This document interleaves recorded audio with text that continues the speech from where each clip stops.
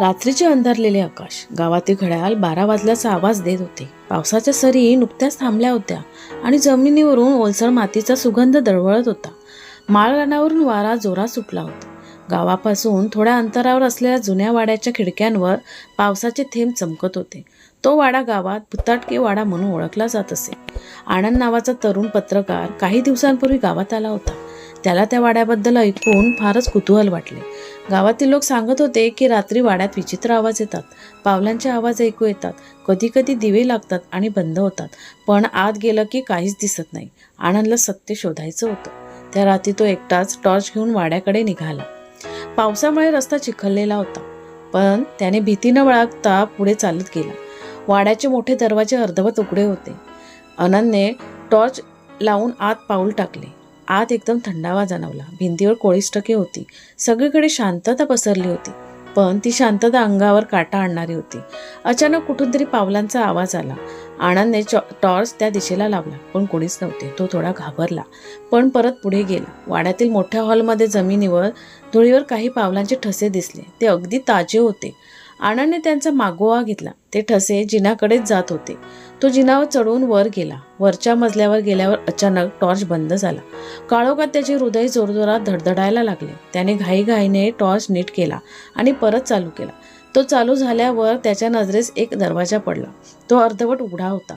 आतून मंद उजेड येत होता. तो दरवाजा उघडून आत गेला. खोलीत एक टेबल होते. त्यावर जुन्या फाईल्स, काही कागदपत्रे, एक जुना दिवा होता. कागद चाळताना त्याला कळलं की हा वाडा कधी काळी एका श्रीमंत जमीनदाराचा होता. त्याचा रहस्यमय मृत्यू झाला होता. गावकऱ्यांच्या म्हणण्यानुसार त्याची संपत्ती कुठेतरी लपवलेली होती आणि म्हणूनच वाड्यात भुताटकी आहे असं लोक मानत. इतक्यात पुन्हा मागे पावलांचा आवाज आला.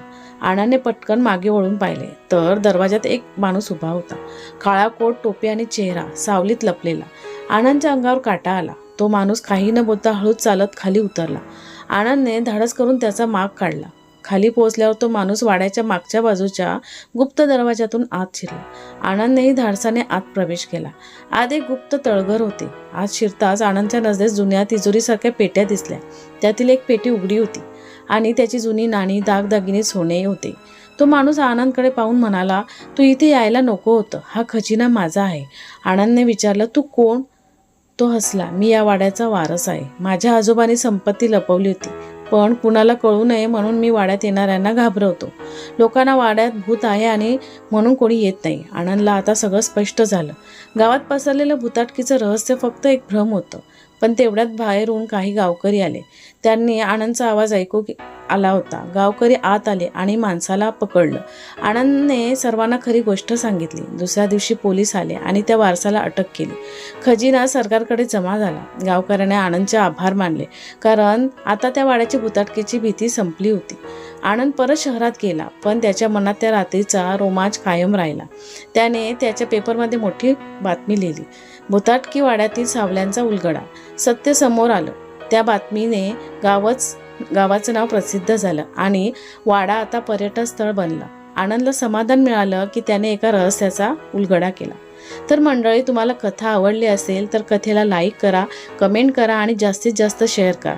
आणि चॅनलवर जर नवीन असाल तर चॅनलला सबस्क्राईब करायला विसरू नका. धन्यवाद.